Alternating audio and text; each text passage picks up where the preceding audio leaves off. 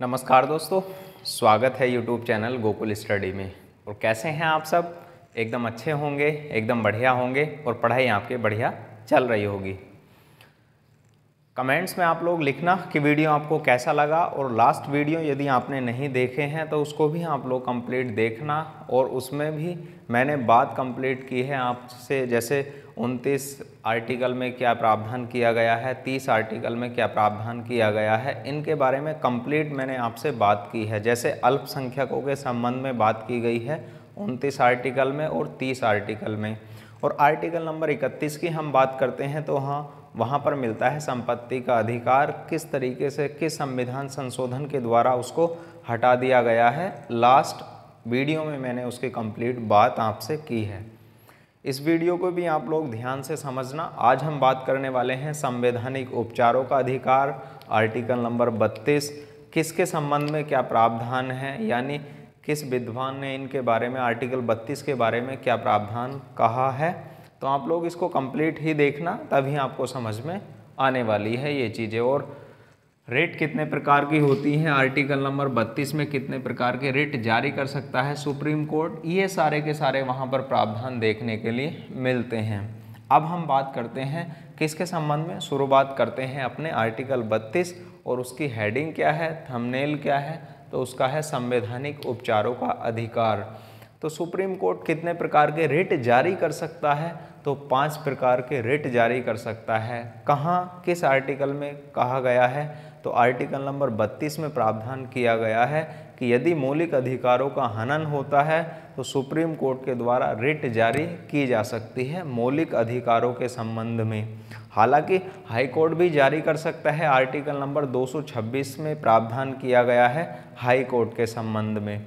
Supreme court के संबंध की बात की जाती है तो ओनली सुप्रीम कोर्ट आर्टिकल 32 में मौलिक अधिकारों के संबंध में ही रिट जारी कर सकता है, जबकि हाई कोर्ट अन्य मामलों में भी रिट जारी कर सकता है। तो उसको हम समझते हैं, ध्यान से आप लोग बोर्ड पर देखना। हम बात करते हैं किसके संबंध में, संवैधानिक उपचारों का अधिकार।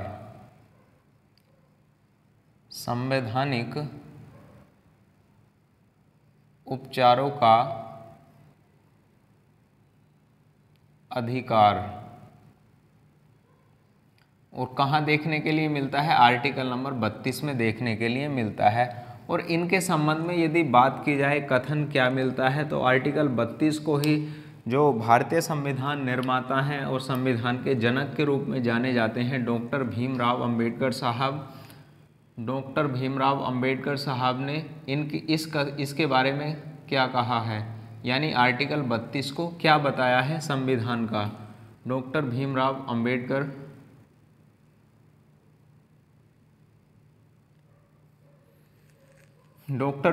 अंबेडकर ने आर्टिकल 32 को संविधान की हृदय एवं आत्मा कहा है। हृदय एवं आत्मा कहा है। ये आपसे पूछा जाएगा, वहाँ एग्जाम में सीधे पूछा जाता है कि heart and soil of article 32 किसने कहा है, यानी आर्टिकल 32 को हार्ट एंड सोयल किसने कहा है। हार्ट यानी हृदय, एंड सोयल आत्मा किसने कहा है। तो वहाँ प्रावधान 4 ऑप्शन आपको देखने के लिए मिलते हैं, तो वहाँ आपका आंसर क्या हो जाएगा, डॉक्टर भीमराव अंबेडकर साहब ने आर्टिकल 32 को क्या कहा है, संविधान की हृदय और संविधान की आत्मा इसको बताया है। सबसे महत्वपूर्ण आर्टिकल जो बताया है डॉक्टर भीमराव अंबेडकर साहब ने, आर्टिकल नंबर 32 बताया है। अब हम बात करते हैं किस संबंध में रिट जारी कर सकता है। तो आर्टिकल नंबर 32 का जब हम एक सेक्शन पढ़ते हैं तो वहाँ पर प्रावधान किया गया है कि सुप्रीम कोर्ट मौलिक अधिकारों के संबंध में रिट जारी कर सकता है। यहाँ लिखा है आर्टिकल 32 के 1 में, सुप्रीम कोर्ट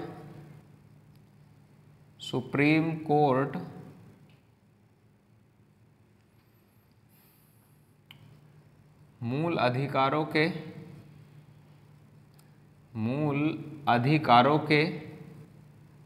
हनन होने पर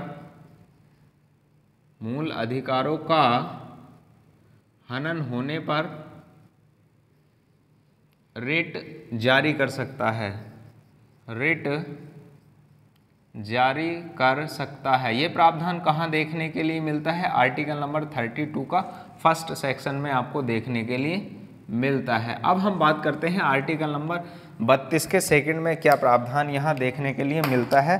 तो आप लोग ध्यान से उसको समझना, क्या प्रावधान देखने के लिए मिलता है।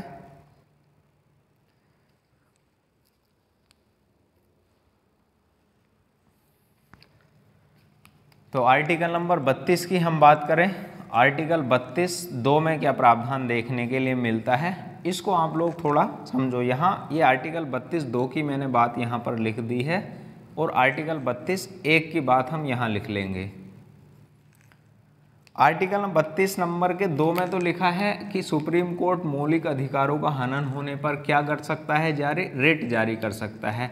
और आर्टिकल नंबर 32 का एक प्रावधान की बात की जाती है, तो यहाँ क्या देखने के लिए मिलता है, तो इसमें यदि किसी व्यक्ति के मौलिक अधिकारों में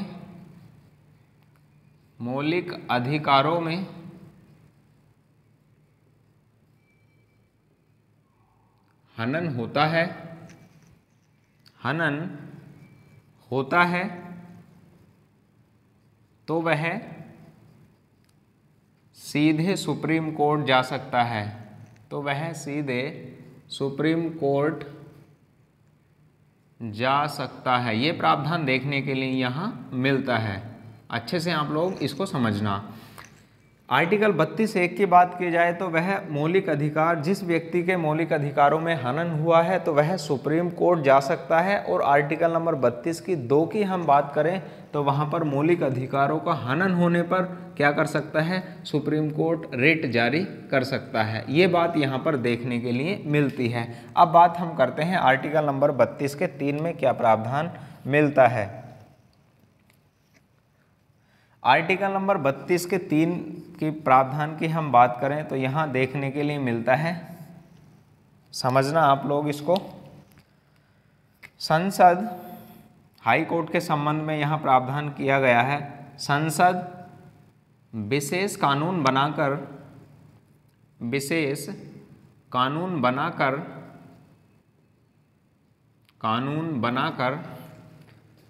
हाई कोर्ट के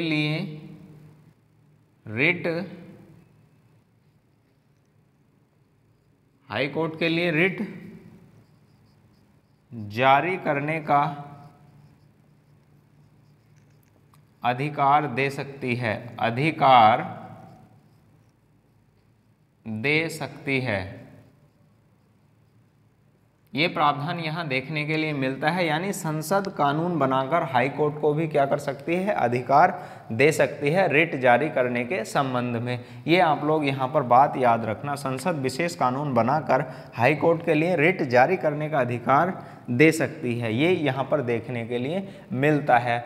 और आर्टिकल नंबर यहाँ पर ये 3 है, बोला 3 था मैंने, 2 लिख दिया, 3 है ये। और आर्टिकल नंबर 4 की हम बात करें, 32(4) की बात करते हैं तो आर्टिकल नंबर 32 के 4 में प्रावधान किया गया है कि मौलिक अधिकारों के संबंध में किसी भी व्यक्ति को, और व्यक्ति के संबंध में हम बात यहाँ मैंने आपको नागरिकता में बताया था कि व्यक्ति को हम यहाँ किस रूप में प्रयोग करते हुए चलेंगे, नागरिक के रूप में प्रयोग करते हुए चलेंगे, क्योंकि मौलिक अधिकार सारे के सारे किसको प्राप्त हैं, नागरिक को ही प्राप्त होते हैं। और नागरिक कौन होता है ये मैंने आपको वहाँ पर बताया है।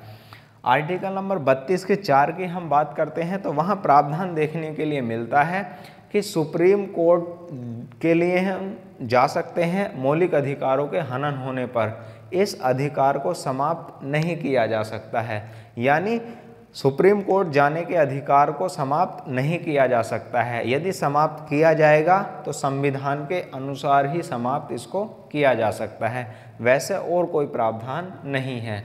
तो यहाँ पर हम 32(4) की बात करें, आर्टिकल नंबर 32(4) में क्या प्रावधान देखने के लिए मिलता है।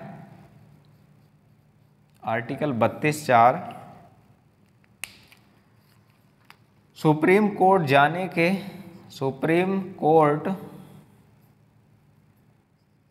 जाने के अधिकार को समाप्त नहीं किया जा सकता है, अधिकार को समाप्त नहीं किया जा सकता है, नहीं किया जा सकता है, ये प्रावधान यहाँ मिलता है। और यदि समाप्त किया जाएगा तो किस रूप में समाप्त किया जाएगा? संवैधानिक तौर पर ही इसको समाप्त किया जाएगा, सुप्रीम कोर्ट के जाने के अधिकार को। ये भी आप लोग आगे लिखना कि अधिकार समाप्त होगा तो संविधान के समाप्त या फिर उसमें परिवर्तित करने के आधार पर, वैसे कोई और रोक टोक नहीं है। ये प्रावधान देखने के लिए मिलते हैं आर्टिकल 32 के, और उससे पहले मिलते हैं जब रिटों की बात हम करते हैं। अब यहाँ से अच्छा और बेहतरीन सवाल बन जाता है रिटों के ही संबंध में, सीधे तौर पर वन लाइनर सवाल होता है। पहले आप लोग स्क्रीनशॉट इसका लो और उसके बाद मैं बात करता हूँ रिट के संबंध में, और सवाल कौन सा बनता है और हमारी कौन सी कितने रिटों का प्रावधान किया गया है आर्टिकल 32 में। और स्क्रीनशॉट आपने लिया होगा, और इसको पसंद आए तो आप लोग क्या कर सकते हैं, लाइक तो आपको करना है ना, फ्री में वीडियो नहीं देखना है। फ्री का मतलब क्या है, आप लोग इसको लाइक और शेयर आपको करना है। और नेक्स्ट हम बात करते हैं, इतना तो आप लोग कर ही सकते हो। चलो नेक्स्ट हम बात करते हैं, पढ़ाई करो, पढ़ाई करते हैं, बाद में शेयर करना, आप लोग पहले पढ़ाई करो। अब हम बात करते हैं यहाँ से क्या सवाल बनता है। तो यहाँ से एक सवाल, बढ़िया सा सवाल बन जाता है कि न्याय का झरना किसे कहते हैं? न्याय का झरना किसे कहते हैं? किसे कहते हैं? यहाँ से सवाल, बढ़िया सवाल बन जाता है कि न्याय का झरना किसे कहते हैं। तो वहाँ आपका आंसर क्या हो जाएगा? आंसर होगा रिट। किसको कहते हैं? रिट को। रिटों को बोलते हैं न्याय का झरना। बहुत बेहतरीन सवाल है, तो ध्यान से आप लोग इसका जवाब याद रख लेना।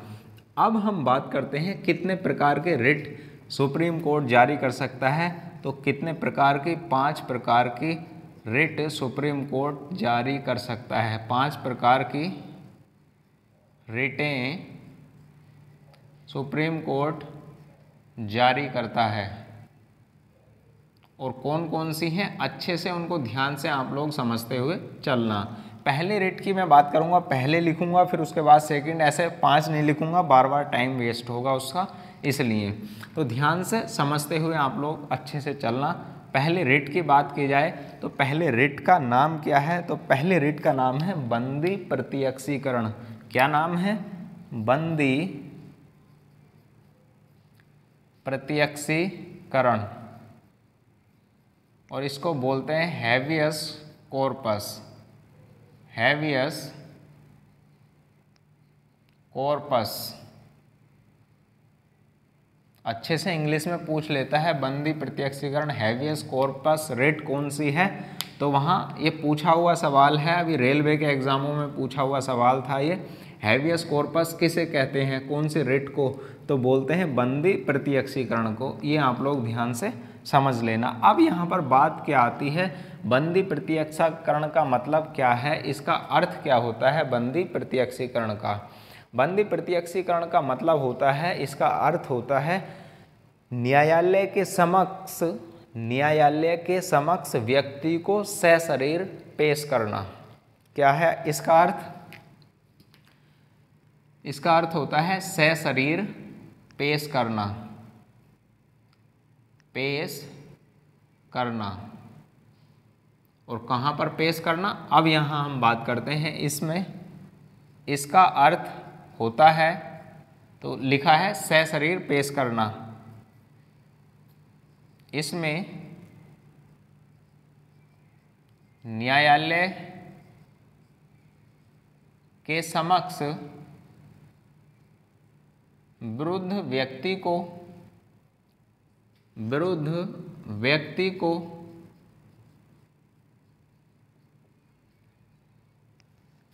इसमें न्यायालय के समक्ष विरुद्ध व्यक्ति को सशरीर पेश किया जाता है, सशरीर पेश किया जाता है। और इसका अर्थ यहाँ पर आप लोग पहले समझो इसका अर्थ क्या है। यहाँ क्या अर्थ है इसका संबंध, आर्टिकल नंबर जब आप 21 पढ़ोगे तो आर्टिकल नंबर 21 में प्रावधान किया गया है प्राण एवं दैहिक स्वतंत्रता, प्राण एवं दैहिक स्वतंत्रता, या फिर इसको बोलते हैं हम निजता का अधिकार। यदि आपने नहीं पढ़ा है तो आप लोग पढ़ना, निजता का अधिकार, राइट टू प्राइवेसी, निजता का अधिकार। अब यहाँ बात हम करते हैं आर्टिकल 21 की बात मैं क्यों कर रहा हूँ 32 के साथ या बंदी प्रत्यक्षीकरण के साथ, इसलिए कर रहा हूँ मैं यहाँ, समझो इसको। प्राण एवं दैहिक स्वतंत्रता का मतलब है प्रत्येक व्यक्ति को अपने जीवन जीने का अधिकार होता है स्वतंत्र रूप से। तो यहाँ है यदि किसी व्यक्ति को जेल के संबंध में बात हम करें, जेल में बंद है वह व्यक्ति और उसके साथ अमानवीय बर्ताव किया जाता है, तो उसके खिलाफ जो अमानवीय बर्ताव करता है उसके खिलाफ इस रिट को जारी किया जा सकता है। समझ गए आप लोग। यदि कोई व्यक्ति जेल में भी बंद है और उसके साथ अमानवीय बर्ताव किया जाता है तो उसके खिलाफ क्या कर सकते हैं, रिट, ये सुप्रीम कोर्ट जारी कर सकता है। और यहाँ बात आती है इसके खिलाफ, यानी इसको रिट की अपील कौन करेगा, तो इसकी अपील कौन कर सकता है, तो इसकी अपील कर सकता है जो संबंधित व्यक्ति है, उसका कोई जानने वाला हो, उसका संबंधी हो, क्या कर सकता है वो रिट के संबंध में क्या कर सकता है, सुप्रीम कोर्ट जाकर बता सकता है उसकी स्थिति, जो व्यक्ति जेल में क्या है, बंद है। तो ये मतलब होता है। और जो व्यक्ति ऐसा करता है उसके साथ अमानवीय बर्ताव करता है, व्यवहार करता है, तो उसको ही न्यायालय के समक्ष पेश किया जाता है, इसमें यहाँ पर बात की गई है। और यहाँ पर कौन कौन से संबंध में बात की जाती है, यहाँ हम उसकी बात करते हैं।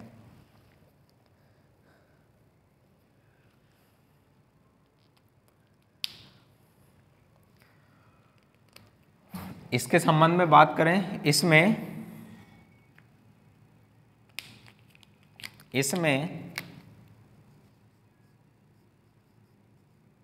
या इसका मुख्य उद्देश्य जेल में किए गए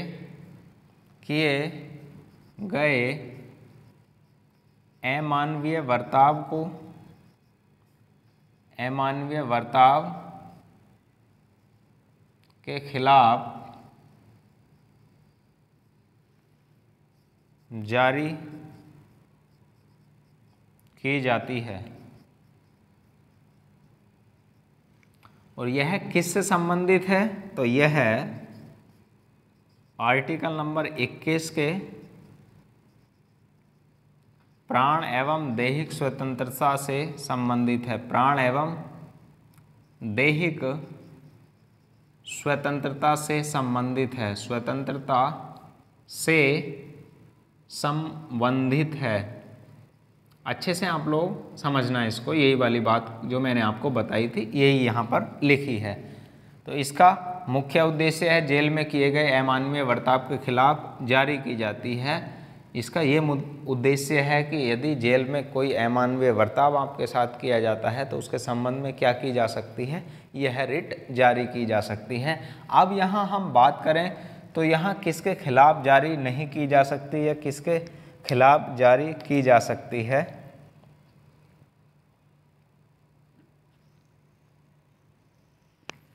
तो किसके खिलाफ जारी की जा सकती है, तो वहाँ पर संबंधित व्यक्ति जो है अमानवीय बर्ताव करता है तो। और इसका आवेदन कौन कर सकता है, आवेदन के संबंध में बात की जाए कि इसकी सूचना कौन देगा सुप्रीम कोर्ट को, तो इसकी सूचना कौन देता है, तो संबंधित व्यक्ति। और कौन सा संबंधित व्यक्ति, जो जेल में बंद है उसका संबंधी होना चाहिए। ध्यान से, आवेदन कौन कर सकता है, आवेदन कौन कर सकता है, तो कौन कर सकता है आवेदन? आवेदन कर सकता है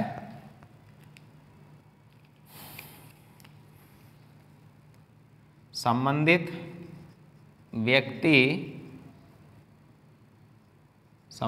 व्यक्ति या उसका कोई संबंधी।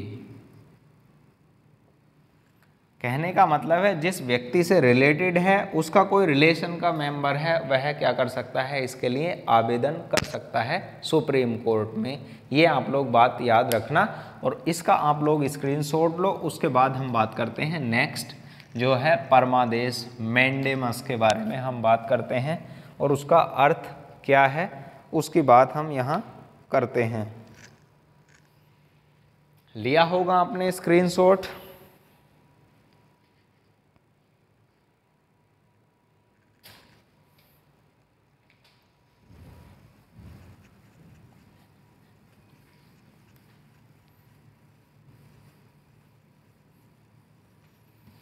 अगले रिट की हम बात करते हैं। सेकंड नंबर है रिट का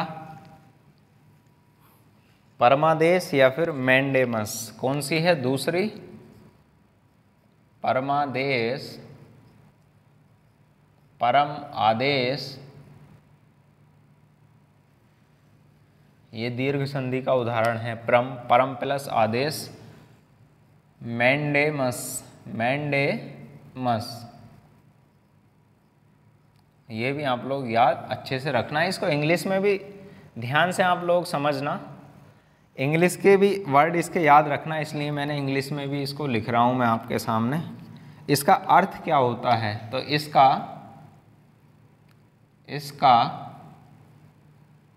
शाब्दिक अर्थ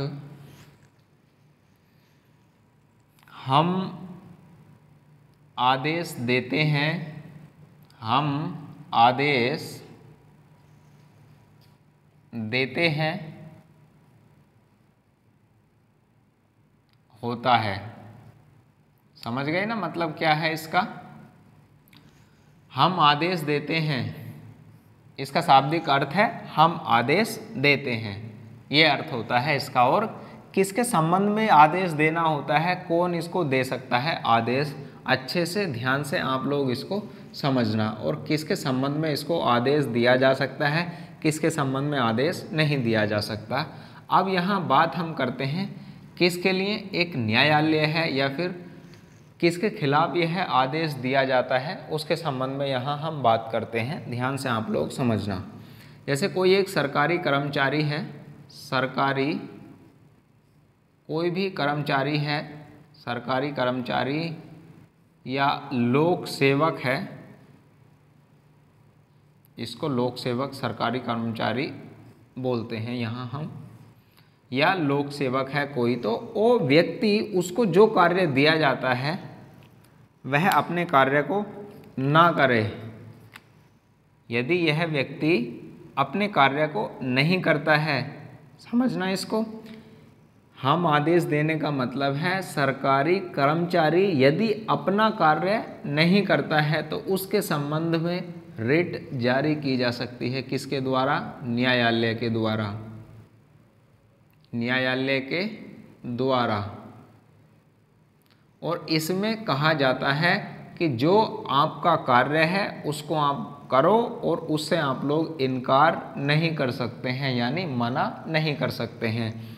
यानी एक बाध्यता क्या करता है, एक बाध्यता देता है किसको, एक सरकारी अधिकारी को, अपने सरकारी कर्मचारी को अपने कार्य करने के लिए। इसमें सरकारी कर्मचारी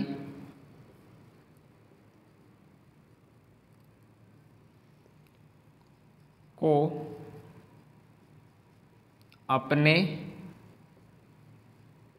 कार्य से इनकार करने के संबंध में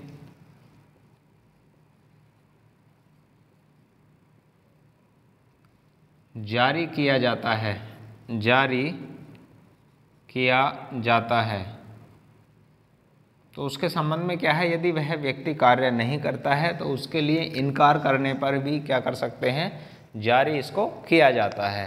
ध्यान से आप लोग समझ गए होंगे इसको, किसके संबंध में जारी इसको किया जाता है।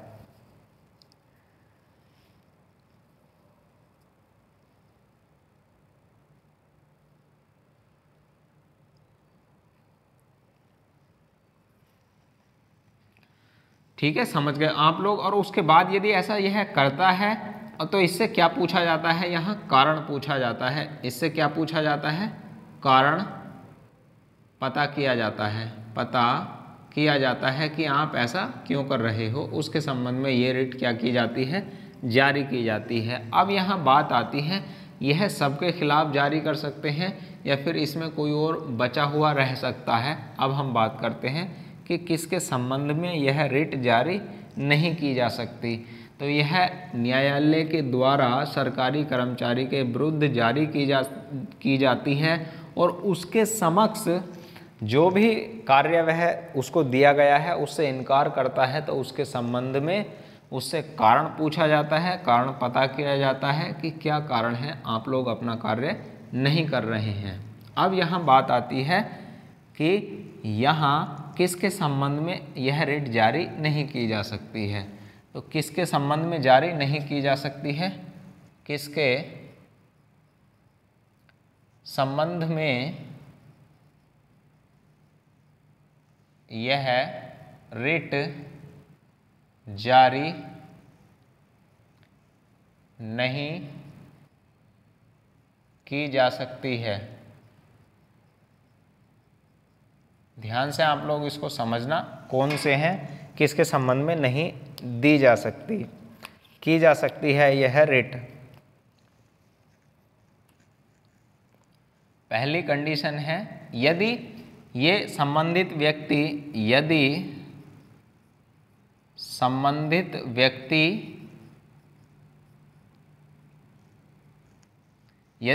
संबंधित व्यक्ति संबंधित व्यक्ति का कर्तव्य विवेक से है,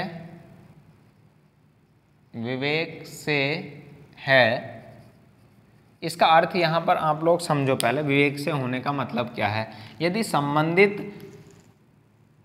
संबंधित अधिकारी का, ये यहाँ पर लिख लो आप लोग, क्या लिखा है, संबंधित अधिकारी का कर्तव्य, अधिकारी का कर्तव्य विवेक से है तो उसके संबंध में क्या नहीं की जा सकती है, रिट नहीं की, जारी नहीं की जा सकती। यानी उसकी स्वेच्छा से संबंधित कोई भी मामला है वह अपने विवेक के अनुसार ऐसा कर सकता है तो उसके खिलाफ यह रिट जारी नहीं की जा सकती है। जैसे आप लोग खुद हो और किसी भी मामले पर आपको निर्णय देना है तो उसके संबंध में यह रिट जारी नहीं की जा सकती आपके खिलाफ। ये भी आप लोग बात याद यहाँ रखना। और दूसरी कंडीशन की बात आती है यहाँ, और किसके संबंध में यह रिट जारी नहीं की जा सकती है, तो निजी संस्थानों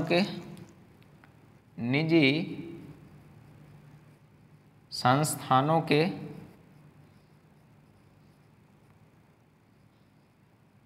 विरुद्ध यह जारी नहीं की जा सकती, नहीं की जा सकती। जो प्राइवेट संस्थान है तो वहाँ पर उनके संबंध में यह रिट जारी नहीं की जा सकती है, चाहे वह प्राइवेट संस्थान अपना कार्य करें या फिर ना करें, कोई फर्क नहीं पड़ने वाला। नेक्स्ट की बात आती है, और किसके संबंध में यह जारी नहीं की जा सकती है, तो अगले की हम बात करें तो ऐसे विभाग जो गैर संवैधानिक हैं, ऐसे विभाग जो गैर संवैधानिक हैं, गैर संवैधानिक हैं, उनके खिलाफ भी यह रिट जारी नहीं की जा सकती है। और किसके संबंध में यह रिट जारी नहीं की जा सकती है, राज्यपाल के संबंध में यह रिट जारी नहीं की जा सकती है। तो यहाँ बात हम करें और किसके संबंध में नहीं जारी की जा सकती है, भारत के राष्ट्रपति यहाँ पर आप लोग इधर लिखेंगे इसको संवैधानिक है, जो गैर संवैधानिक है उनके खिलाफ भी नहीं इसको जारी कर सकते। भारत के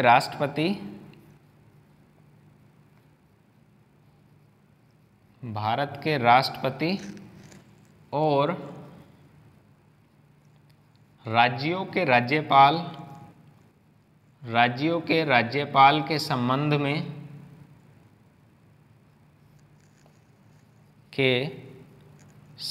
में यह रिट जारी नहीं की जा सकती, नहीं की जाती है, ऐसे लिखेंगे आप लोग इसको। तो अच्छे से आप लोग समझना इसको, किसके संबंध में, इनके संबंध में जारी नहीं की जा सकती है ये रिट, आप लोग इनको लिख लेना। और किसके खिलाफ नहीं जारी की जा सकती, यहाँ इसी के साथ आप लोग पॉइंट नोट करके लिखना, उनके खिलाफ भी इसको जारी नहीं किया जा सकता जो हाई कोर्ट के कौन हैं, इस समय चीफ जस्टिस हैं, हाई कोर्ट के जज हैं, उनके खिलाफ भी वर्तमान समय में यदि अपने पद पर हैं तो उनके खिलाफ भी यह रिट जारी नहीं की जा सकती। इसको पॉइंट को आप लोग 5 नंबर करके लिख लेना कि ऐसे जो हाई कोर्ट के चीफ जस्टिस हैं उनके खिलाफ इस रिट को जारी नहीं किया जा सकता है। 5 नंबर पॉइंट करके आप लोग लिख लो और उसके बाद इसका स्क्रीनशॉट लो। फिर हम बात करते हैं नेक्स्ट के संबंध में।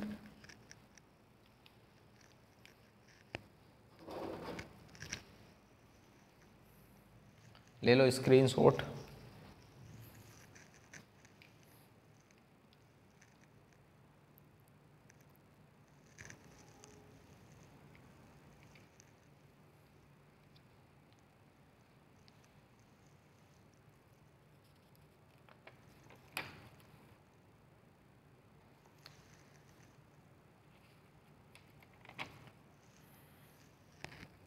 लिया होगा स्क्रीनशॉट। नेक्स्ट की हम बात करते हैं अधिकार परीक्षा के बारे में, क्या प्रावधान है, उसको हम बोलते हैं क्यूयो वारंटो। क्या बोलते हैं? क्यूयो वारंटो। और स्क्रीनशॉट लेने का अर्थ होता है वीडियो पॉज कर लो और स्क्रीनशॉट आप लोग ले लो।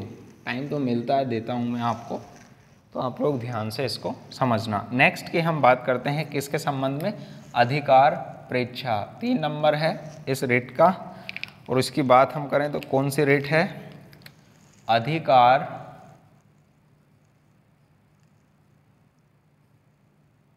परीक्षा, और इसको बोलते हैं क्यूयो वारंटो।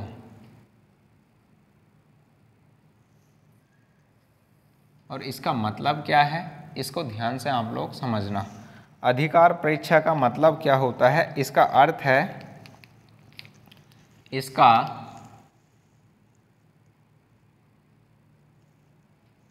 शाब्दिक अर्थ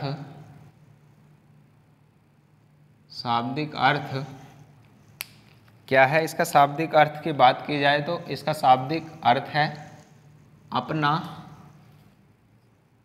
अपना प्राधिकार क्या है, प्राधिकार क्या है। यह मतलब है किसके संबंध में अपना प्राधिकार क्या है, ये अर्थ इसका होता है। और कब ये जारी की जाती है, किस कंडीशन में इसको जारी किया जाता है। ऐसा कोई पद जिसको जो सार्वजनिक है और जिसको अवैध रूप से क्या कर लिया है, किसी व्यक्ति ने उस पद पर बैठ गया है। बैठने का मतलब ये नहीं होता है कि आप जाओ और उस पद पर बैठ जाओ, उसका मतलब है आप उस पद के योग्य नहीं हो फिर भी आप कार्यरत हो उस सेवा में, तो आप अवैध रूप से जो सोशल प्लेस है उस पर क्या माने जाएंगे, कार्यरत माने जाएंगे। ये आप लोग याद रखना। तो ये कब जारी की जाती है, यह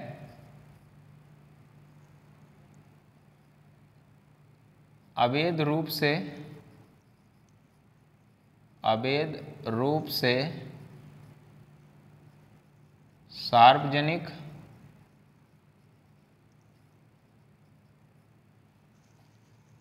पद को धारण किए हुए अयोग्य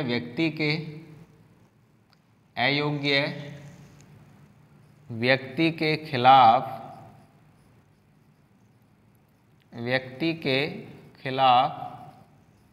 जारी की जाती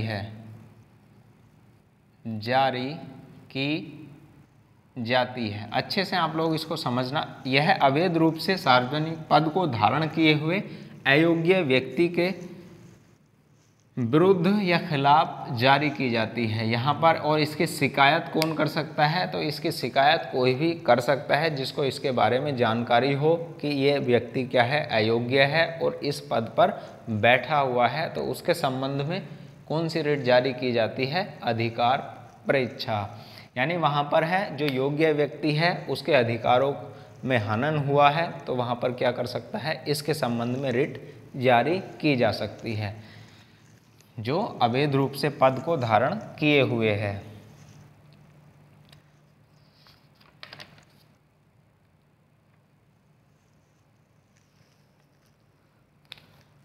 और रिट जारी करने की शर्तें की अभी मैंने बताई है तो उसको मैं लिख देता हूँ यहाँ। रिट जारी करने की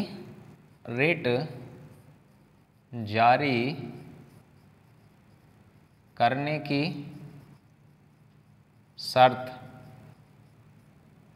पहली शर्त है पद कैसा होना चाहिए? सार्वजनिक पद होना चाहिए, निजी मामलों में नहीं है ये। तो पहली कंडीशन है सार्वजनिक पदों के या पद के संबंध में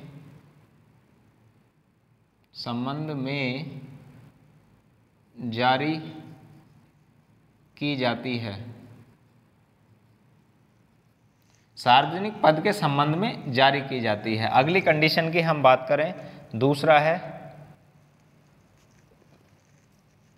है व्यक्ति को विधिक रूप से उस पद को धारण करने की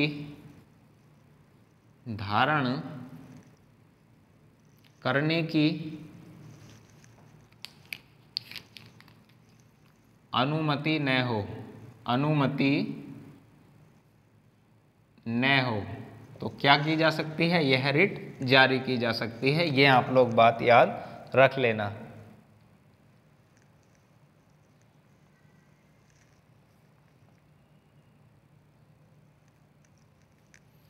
अब ये व्यक्ति हो कौन सकता है जो जारी शिकायत करेगा? तो उसका व्यक्तिगत मामला हो भी सकता है और नहीं भी हो सकता। तो संबंधित व्यक्ति या शिकायत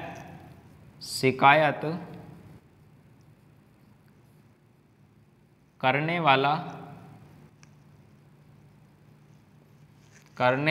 वाले व्यक्ति का संबंध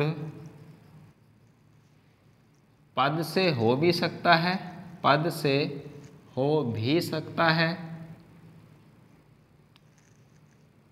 और नहीं भी हो सकता,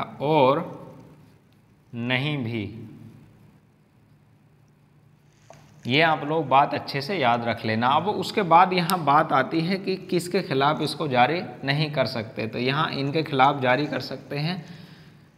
तो एक तो निजी मामलों में इसको जारी नहीं किया जा सकता। निजी क्षेत्र के संबंध में आपने देखा होगा विधिक तौर पर कोई व्यक्ति कैसा होता है, उसकी योग्यता तो कम है, पढ़ा लिखा कम होता है, पर उसके वर्क एक्सपीरियंस के अकॉर्डिंग क्या होता है, उसकी लेवल हो जाता है। तो ऐसा कहाँ पर नहीं किया गया है? ऐसा सार्वजनिक पदों के मामले में नहीं किया गया है जो विधिक रूप से धारण किए जाते हैं। आपके पास यदि योग्यता है तो आप तभी उसको क्या करेंगे, आपको पद मिलेगा। यदि आपके पास योग्यता नहीं है तो आपको पद नहीं मिलेगा।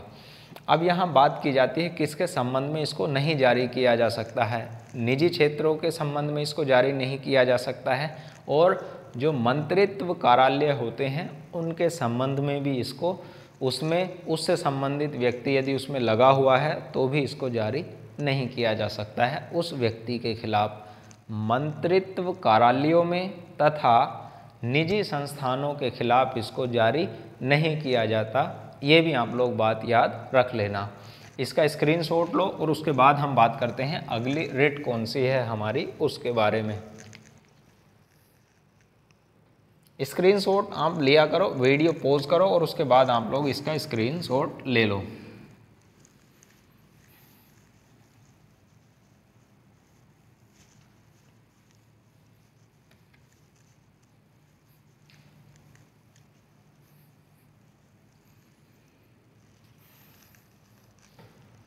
अब हम बात करते हैं किसके संबंध में, प्रतिषेध, प्रोहिबिटेशन, रोकना जिसका अर्थ होता है। तो इसकी बात हम करें कौन सी है रिट, प्रतिषेध, प्रतिषेध और इसका मतलब है प्रोहिबिशंस,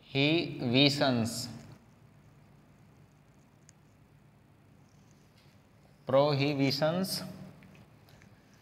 इसका अर्थ क्या है, तो इसका अर्थ है रोकना। इसका अर्थ होता है, क्या होता है इसका अर्थ, इसका अर्थ होता है रोकना। और किसे रोकना, ये आप लोग ध्यान से समझो। इसका अर्थ रोकने से संबंधित क्या है, इसका अर्थ रोकने का मतलब है कि यदि कोई भी न्यायालय है, और कैसा न्यायालय है, अधीनस्थ न्यायालय। और अधीनस्थ न्यायालय का मतलब क्या है, अभी आप लोग इसको पहले समझो, अधीनस्थ को ही समझो पहले, अधीनस्थ न्यायालय होता क्या है। अब हम बात करें भारत के संबंध में, तो सबसे सर्वोच्च न्यायालय कौन सा है, तो सबसे आप लोग कहोगे सबसे सर्वोच्च न्यायालय तो सुप्रीम कोर्ट है, और उसके बाद कौन सा है, हाई कोर्ट है, और उसके बाद कौन सा कोर्ट है, डिस्ट्रिक्ट कोर्ट होते हैं, और ट्रिब्यूनल होते हैं, न्यायाधिकरण होते हैं जो अलग अलग क्षेत्रों के लिए बनाए जाते हैं। तो डिस्ट्रिक्ट कोर्ट यहाँ पर आप लोग लिख सकते हैं, डिस्ट्रिक्ट कोर्ट। अब ये जो कोर्ट होगा, ये डिस्ट्रिक्ट कोर्ट जो होगा वो हाई कोर्ट के संबंध में, हाई कोर्ट से निचला न्यायालय है, तो उसको हम बोलते हैं अधीनस्थ न्यायालय। समझ गए होंगे आप लोग मैंने क्या बताने की कोशिश की है। अधीनस्थ न्यायालय उस न्यायालय को बोलते हैं, जैसे हाई कोर्ट से निचला न्यायालय अधीनस्थ न्यायालय कहलाएगा, सुप्रीम कोर्ट से निचले न्यायालय सारे के सारे क्या कहलाएंगे, अधीनस्थ न्यायालय कहलाएंगे। अब यहाँ बात आती है कि अधीनस्थ न्यायालय के संबंध में क्या किया जाता है, इसको जारी किया जाता है इस रिट को।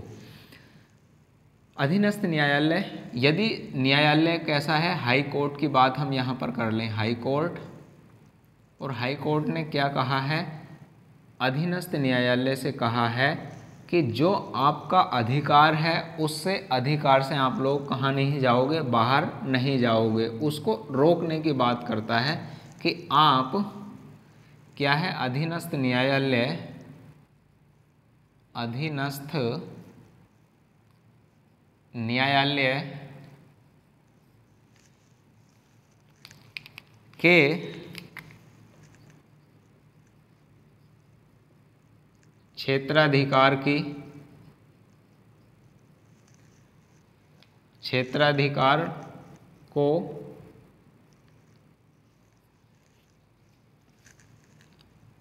बताता है। और क्षेत्राधिकार को बताने का मतलब है ऐसा कोई मामला जिस पर फैसला नहीं दे सकता, जिसका अधिकार अधीनस्थ न्यायालय का नहीं है, तो उसके संबंध में इसको रोका जाता है। तो यहाँ बात आती है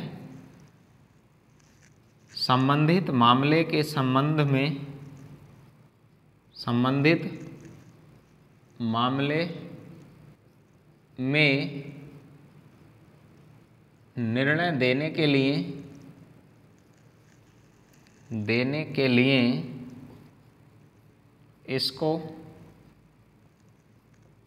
रोका जाता है, इसको रोका जाता है, यानी अधीनस्थ न्यायालय को रोका जाता है जिसमें उसका क्षेत्राधिकार नहीं है, जिसमें उसकी अधिकारिता नहीं है, ज्यूरिसडिक्शन नहीं है, तो वहाँ पर क्या किया जाता है, उसके संबंध में इसको जारी किया जाता है।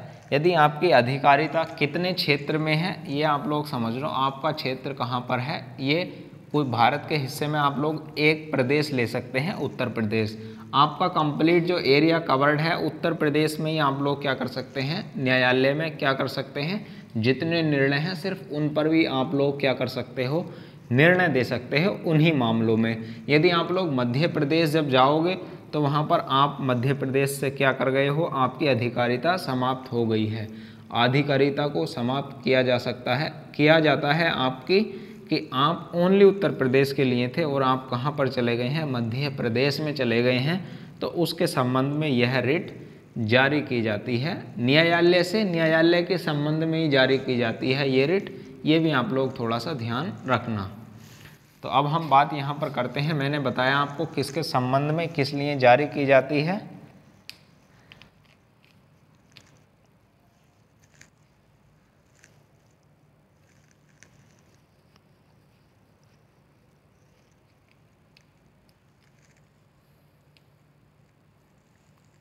तो इसमें लिखना है यहाँ प्रतिषेध संबंधी रिट, प्रतिषेध संबंधी रिट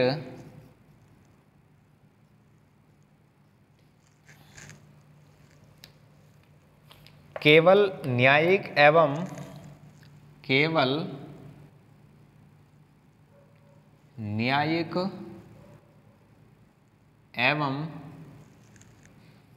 अर्ध न्यायिक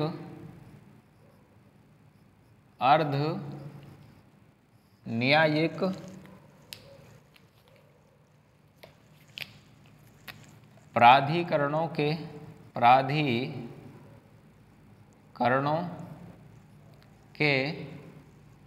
विरुद्ध जारी की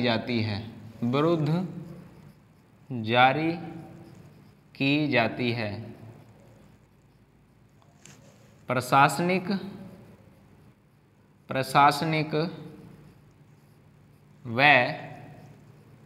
निजी मामलों में इसको जारी नहीं किया जाता है,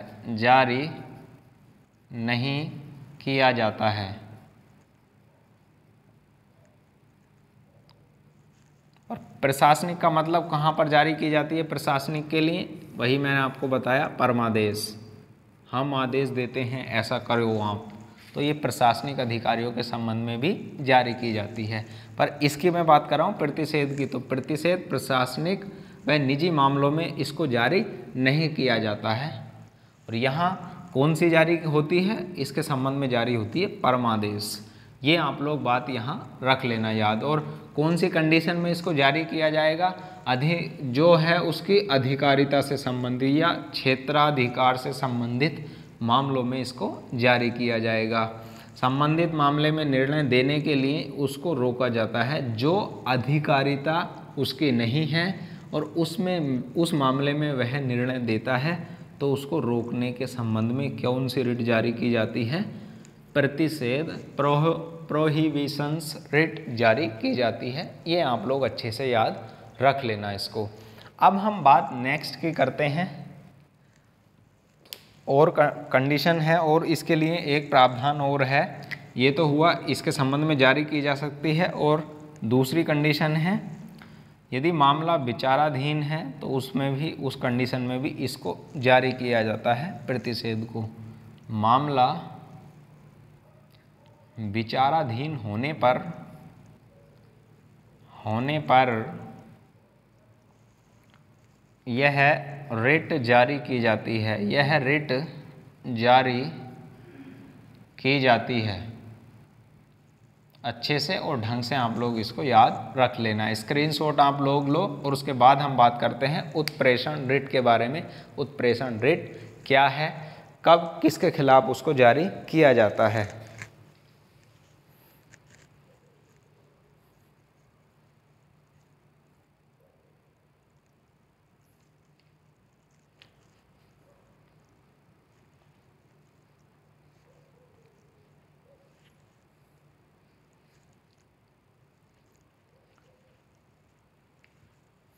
लिया होगा आपने स्क्रीनशॉट।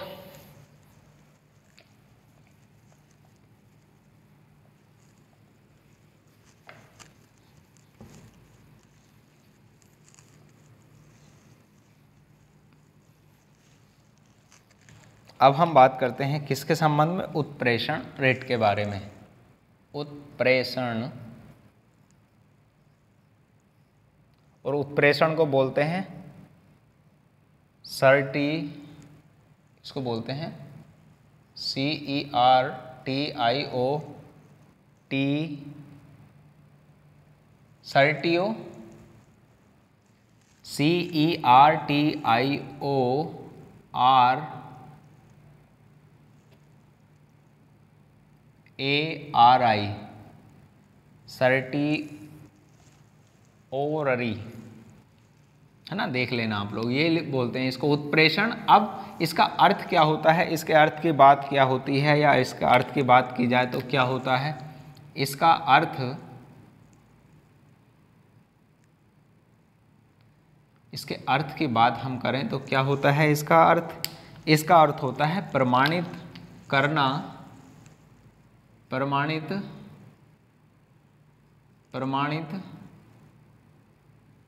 करना, या इसको बोलते हैं सूचना देना, सूचना देना।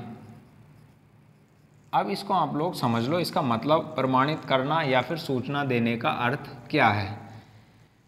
कोई भी मामला है और उसके संबंध में मामला विचाराधीन है और लंबित मामला पड़ा हुआ है, समझना आप लोग इसको। किसी भी न्यायालय में कोई भी मामला है और मामला कैसा है, लंबित पड़ा हुआ है, काफ़ी दिन से क्या है, पेंडिंग में पड़ा हुआ है, उसके खिलाफ कोई भी निर्णय नहीं आया है और मौलिक अधिकारों से संबंधित मामला है, तो वहाँ पर लंबित मामला होने पर जो न्यायालय होता है उससे ऊपरी न्यायालय, मतलब हमारे पास जैसे ये सुप्रीम कोर्ट है, तो सुप्रीम कोर्ट के संबंध में बाकी सारे क्या होंगे, कैसे न्यायालय होंगे, अधीनस्थ न्यायालय होंगे। और अधीनस्थ न्यायालय के संबंध में यदि कोई अधीनस्थ न्यायालय में मामला लंबित है तो उसके संबंध में कौन सी रिट जारी की जाती है, उत्प्रेषण रिट जारी की जाती है। कि मतलब उसको प्रमाणित कीजिए आप लोग, या फिर उसको क्या करनी है, आपको सूचना देनी है। और सूचना देने का मतलब क्या है, मामला अधीनस्थ न्यायालय में लंबित पड़ा है, या तो आप लोग क्या करेंगे, उसको सूचना देंगे, या फिर सूचना के माध्यम से, जैसे सूचना कौन देगा, ये सूचना, ये मामला ऊपरी न्यायालय को सूचना देगा। सूचना देने का अर्थ यहाँ से क्या है, मामला लंबित है, पेंडिंग पड़ा हुआ मामला है। अब इसके संबंध में क्या जारी किया जाएगा, इसके संबंध में जारी किया जाएगा कि जो मामला लंबित है वो एक न्यायालय से दूसरे न्यायालय में ट्रांसफ़र किया जाए, स्थानांतरित किया जाए। यहाँ जो मामला यहाँ लंबित है उसको सुप्रीम कोर्ट कह सकता है कि उसकी सूचना दो, या तो मामले को कहाँ पर करो, किसी अन्य न्यायालय में ट्रांसफ़र करो। ये वाली बात यहाँ पर देखने के लिए मिलती है। क्या मिलती है, यहाँ देखने के लिए मिलती है कि मामला ट्रांसफ़र करने की बात यहाँ की जाती है, मामला स्थानांतरण की बात की जाती है। और इसके संबंध में यदि कोई शिकायत मिलती है, कोई भी अधीनस्थ न्यायालय है, शिकायत मिलने पर, और शिकायत कौन सी मिलती है, यदि वहाँ पर न्याय व्यवस्था में कमी है, शिकायत मिलने पर। और कौन सी शिकायत, न्याय व्यवस्था में कमी होने पर या खराबी होने पर,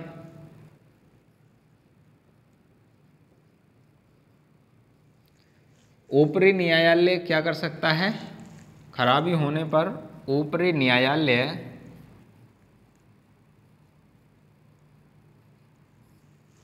पत्र या सीधे सूचना के माध्यम से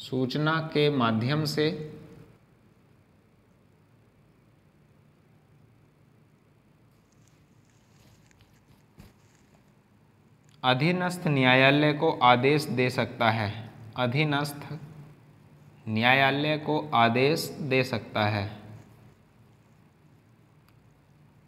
आदेश दे सकता है।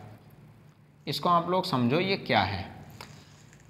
शिकायत मिली है किसी भी अधीनस्थ न्यायालय में, ऊपरी न्यायालय को, सुप्रीम कोर्ट को मिली है हाई कोर्ट के संबंध में और हाई कोर्ट को मिली है डिस्ट्रिक्ट कोर्ट के संबंध में, तो वहाँ पर क्या किया जाता है, उसकी न्याय व्यवस्था को क्या किया जाता है, जांचा जाता है और उसके बाद ये कौन सी रिट जारी की जाती है उसके संबंध में उत्प्रेषण। फिर कमी या खराबी है तो उसको सुधारा जाए और मामला लंबित है तो उसको स्थानांतरित किसी अन्य किस में कर सकते हैं, न्यायालय में ट्रांसफ़र कर सकते हैं। और क्या कर सकता है, उस मामले को अपने पास भी मंगवा सकता है, जो मामला कहाँ पर विचाराधीन है, किसी अधीनस्थ न्यायालय में। और ध्यान से आप लोग यहाँ पर समझना, जब मैं सुप्रीम कोर्ट पढ़ाऊँगा तो भी वहाँ पर आपको बात एक बताने वाला हूँ कि कोई भी मामले को, किसी भी मामले को एक न्यायालय से दूसरे न्यायालय में ट्रांसफ़र करने का अधिकार सिर्फ सुप्रीम कोर्ट को होता है, हाई कोर्ट को नहीं होता। ये अच्छे से ध्यान से आप लोग बात याद रख लेना। तो ये बात सुप्रीम कोर्ट के संबंध में लागू होती है कि मामला एक लंबित है तो उसको स्थानांतरित दूसरे न्यायालय में कर सकता है। कौन कर सकता है ऐसा? केवल और केवल सुप्रीम कोर्ट कर सकता है। ये आप लोग ध्यान से इस बात को याद रख लेना। और उसके बाद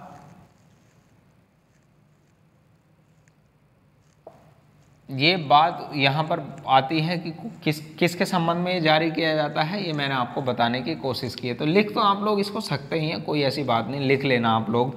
अब 1991 के बाद यहाँ बात और कौन सी जोड़ी गई है, और 1991 में प्रावधान के बाद भी इसको जोड़ा गया इसमें कि ऐसे जो प्रशासनिक से संबंधित व्यक्तित्व हैं और उनको न्यायालय से संबंधित व्यक्ति हैं तो उनके खिलाफ भी क्या की जा सकती है, उत्प्रेषण रिट जारी की जा सकती है। 1991 के मामले में ये प्रावधान यहाँ पर आया कि प्रशासनिक व्यक्तियों के संबंध में भी इसको इस रिट को जारी किया जा सकता है। यदि मामला कैसा है, विचाराधीन है, तो वहाँ पर क्या किया जा सकता है, इसको रिट को जारी किया जा सकता है। और प्रशासनिक जो संवैधानिक कार्यों से संबंधित प्रशासनिक अधिकारी हैं तो वहाँ पर उनके खिलाफ भी इसको जारी किया जा सकता है। ये भी आप अच्छे से याद रख लेना। और कोई मामला किसी निचले न्यायालय में है तो वह उसको वरिष्ठ न्यायालय में क्या करने के लिए कह सकता है, सुप्रीम कोर्ट कह सकता है।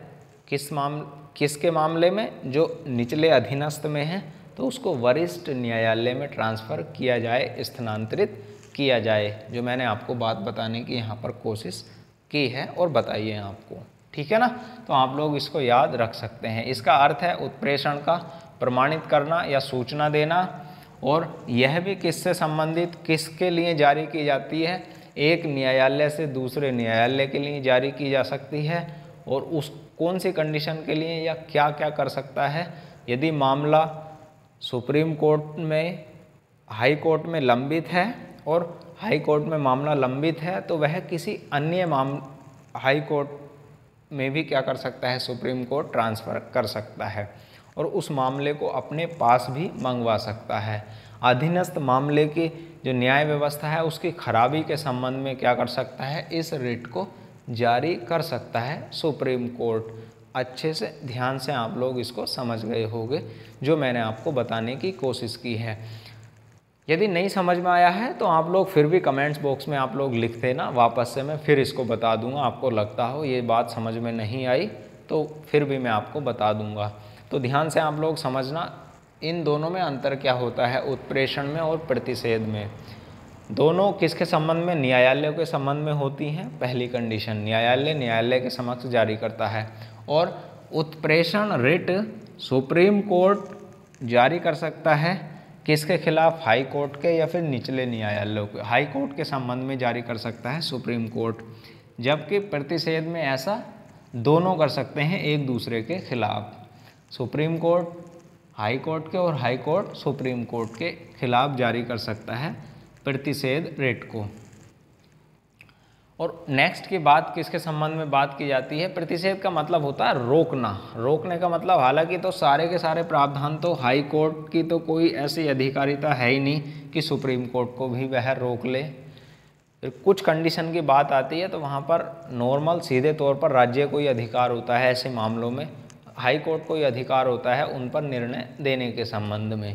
तो वहाँ पर कहीं ना कहीं कंडीशन बाउंडेशन की लग जाती है। अब और क्या कंडीशन यहाँ पर देखने के लिए मिलती है उत्प्रेषण और इनके दोनों के अंदर?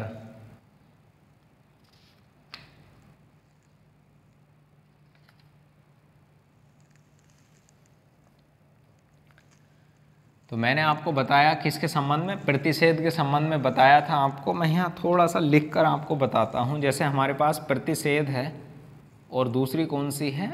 उत्प्रेषण। उत्प्रेषण,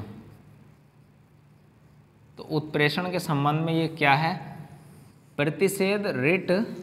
अच्छे से यहाँ इस बात को समझना, अब आपको बढ़िया से क्लियरिटी समझ में आएगी यह बात यहाँ पर कि जो प्रतिषेध रिट होती है उसको जारी कौन करता है? वरिष्ठ न्यायालय। ये अच्छे से आप लोग यहाँ समझना, कौन जारी कर सकता है? वरिष्ठ न्यायालय। और किसके खिलाफ? अधीनस्थ न्यायालय के खिलाफ। अधीनस्थ न्यायालय के खिलाफ। अधीनस्थ का मतलब है यहाँ पर सुप्रीम कोर्ट है और उसके बाद उसके बच्चे हैं। बच्चों का मतलब क्या है? निचले न्यायालय हैं। तो उनके संबंध में बात कौन जारी कर सकता है? प्रतिषेध रिट जारी की जा सकती है। और ये उत्प्रेषण रिट जारी करने का अधिकार किसको है? तो वहाँ मैंने आपको अपोजिट, आपको लगता हो ना अपोजिट बोल दिया है, तो आप लोग इसको समझना। उत्प्रेषण की बात की जाए तो उत्प्रेषण की कंडीशन क्या है यहाँ पर? यदि निचले न्यायालय ने क्या कर दिया है? फैसला सुना दिया है, तो उसको फैसले को भी बदल सकता है कौन? वरिष्ठ न्यायालय। ध्यान से आप लोग समझना, यहाँ उत्प्रेषण को बताने की मैं कोशिश कर रहा हूँ आपको। अधीनस्थ न्यायालय में किसी मामले से संबंधित निर्णय को सुना दिया गया है और सुनाने के बाद भी उस निर्णय को बदल कौन सकता है या समाप्त कौन कर सकता है? तो वरिष्ठ न्यायालय या वरिष्ठ न्यायालय इसको क्या कर सकता है? समाप्त कर सकता है। ये भी आप लोग अच्छे से याद रख लेना। और ये दोनों जो रिटें होती हैं वो किस प्रकार के रिट हैं? न्यायिक प्रकार के रिट होती हैं। ध्यान से आप लोग समझना। और प्रतिषेध की बात आती है, इसमें केवल और केवल किसको सुधारा जाता है? इसमें गलतियों को सुधारा जाता है। प्रतिषेध की बात की जाए तो किसको सुधारा जाता है? यहाँ प्रतिषेध की बात हम करें तो किसको सुधारा जाता है?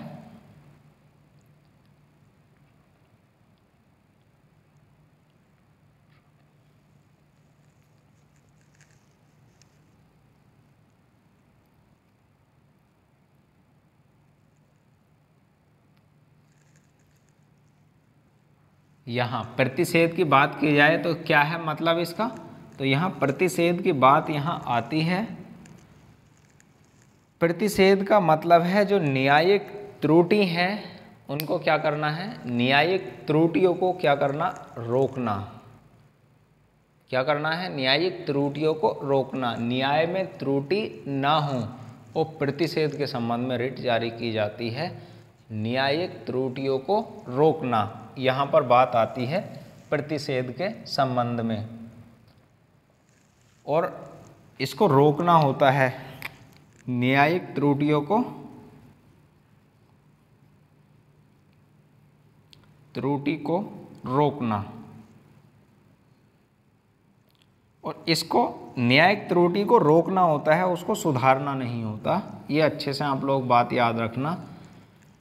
न्यायिक त्रुटि को केवल रोकना होता है कि न्याय में कोई त्रुटि ना हो। चाहे तथ्य में कितनी बड़ी गलती है पर न्याय में कोई भी गलती नहीं है, नहीं होनी चाहिए, उसके संबंध में ये रिट जारी की जाती है। न्यायिक त्रुटियों को रोकना यहाँ पर होता है। और उत्प्रेषण का मतलब क्या है? उसको सुधारना होता है, उसमें गलती ना की गई हो। यहाँ न्यायिक त्रुटि को रोकना है और यहाँ है उसको सुधारना। समझ गए होंगे आप लोग। और मुझे ये लगता है कि आपको ये बात कम समझ में आई है, और कम समझ में आई है तो आप लोग कमेंट बॉक्स में लिख देना, वापस से मैं इसको बता दूंगा आपको। तो यहाँ आपको ये बात जो मैंने बताई है समझ में आई होगी आपको, नहीं आई तो आप लोग कमेंट्स इसको कर देना कमेंट बॉक्स में। कैसा लगा वीडियो आपको कमेंट्स में लिखना और बताना कि वीडियो आपको कैसा लगा है। शेयर करना, पसंद आया हो तो आप लोग लाइक तो करना, आप लाइक तो कर ही दिया करो इसको। और चैनल को आपने सब्सक्राइब नहीं किया है, वैसे नॉर्मल सी मैं बोलता नहीं हूँ आपको, बाकी कर सकते हैं, आपको नोटिफिकेशन मिल जाता है जब भी मैं वीडियो अपलोड करता हूँ। मॉर्निंग में 8 बजे का टाइम है, 8, 5, 8, 10 तक वीडियो अपलोड मैं आपके लिए कर देता हूँ। और वीडियो अपलोड करने का मतलब है कि जो हम बात करते हैं बीच में लाइव ना हो। लाइव होने का मतलब है कि बीच में हम एक्स्ट्रा बात करेंगे, और यहाँ पर क्या होता है जब एक बार हम कम्प्लीटली पढ़ना शुरू कर देते हैं तो सिर्फ पढ़ाई की हम बात करते हैं, तो इसलिए ये अपलोड वीडियो में कंटेंट अधिक मिल जाता है आपको। तो ध्यान से स्क्रीनशॉट आप वो लोग इसका ले लो, और उसके बाद मिलते हैं फिर नेक्स्ट वीडियो में। तब तक के लिए आप लोग मस्त रहना है, स्वस्थ रहना है, और घर के अंदर रहना है, पढ़ाई करते रहना है आपको। थैंक यू, मिलते हैं फिर नेक्स्ट वीडियो में।